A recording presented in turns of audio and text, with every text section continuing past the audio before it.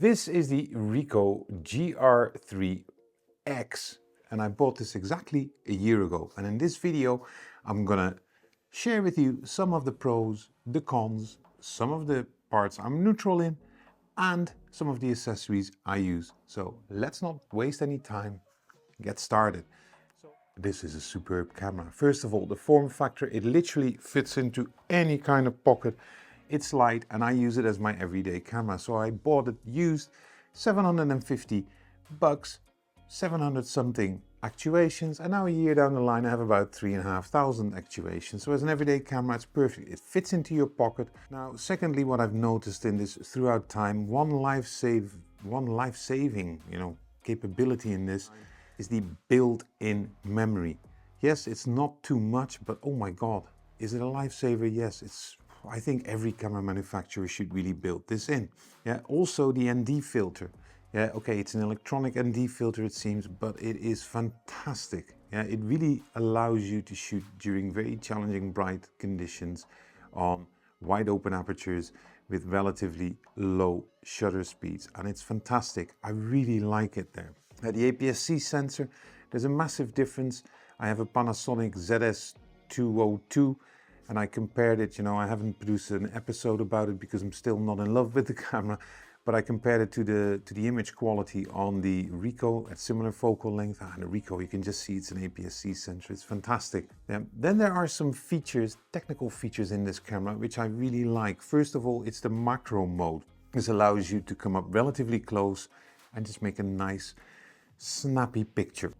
Now, if you're a seasoned macro photographer, obviously this isn't perfect, but for guys like me who like to shoot occasional micro shots or close-up shots, it's fantastic. Another mode I really started to appreciate is the cropping mode.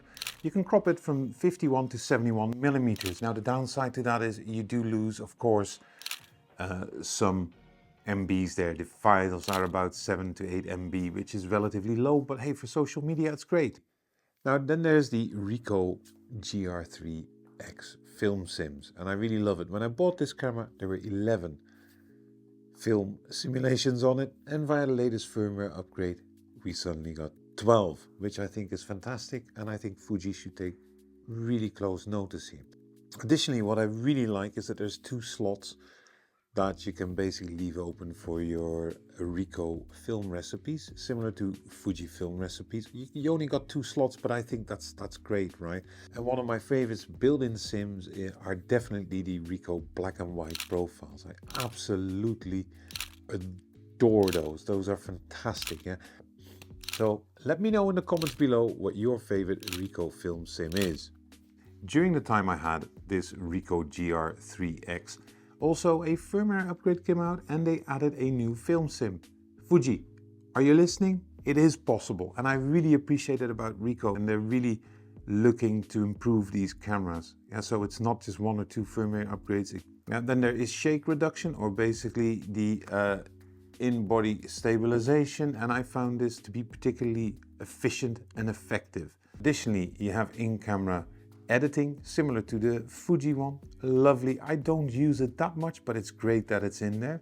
Combined with the touchscreen, another pro, the touchscreen is really responsive, and it's not only for your autofocus, you can also use the touchscreen basically for everything you want to, also your menu customizations.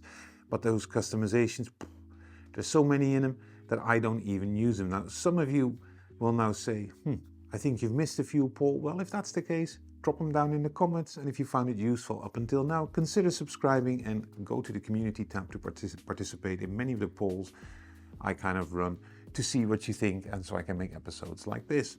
Now, let's go to the things that I'm a bit neutral about. And neutral means like, yeah, it is what it is, right? The first one, well, I now see, dress sense. Yeah. The first one here is the lack of a viewfinder and a tilt screen. Now, you can buy a viewfinder here, but I personally found this actually to be, yeah, there's a reason for it and there's no reason for it. I think it not being built in means that Ricoh designed it exactly for what it's supposed to do, to be a point and shoot, and I use it that way. A tilt screen is one of the things as well, where people are like, oh, you should have a tilt screen. well, my Leica Q doesn't have a tilt screen, this doesn't have a tilt screen, and I basically make it work. It doesn't, yeah, it's a nice addition, nice to have, but it's not critical. It doesn't impact on your photography experience. You could argue this, obviously, let me know, but it also doesn't impact on your image quality. And then there's the autofocus. The autofocus, if I have to rate it 1 to 10, is about 7.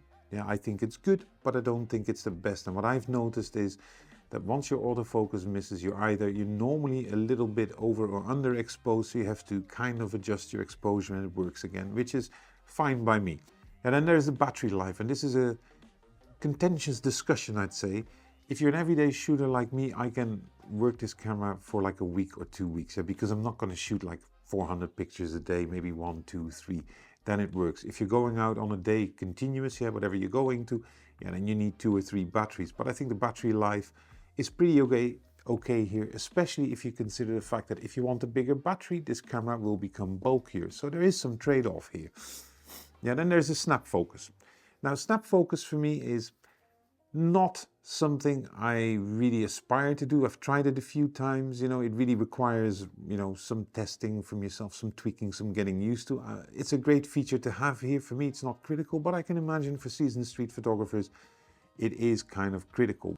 The next one where I'm undecided about is the app. You know, camera manufacturers and camera apps apparently don't go well together. This takes a long time normally to transfer your files, but it does the job, right? That's what it does. So I'm pretty neutral on those ones. Now with that, we've gone to the cons, where I'm like, yeah, that could definitely play a big impact, or it plays a big impact. Number one, there's no weather sealing. And that is a con. But I was at a concert here in the Netherlands, and it was a fantastic day until the skies opened up. I was completely soaked. My camera was completely soaked. And I was really afraid that this would impact it negatively, and it didn't. But, you know, the weather sealing here is not only about rain, it's more about dust. And that is a weak point here, is dust on the actual sensors. And it's a common problem, and you'll only see it when you shoot f9 and above.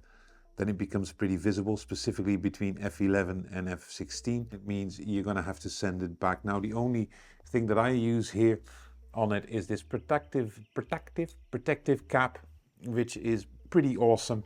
I really would see that Ricoh changes this. And then there's the video mode. I wish they would completely scrap it from this camera, because the video, it really is, it's not just poor, it's really bad.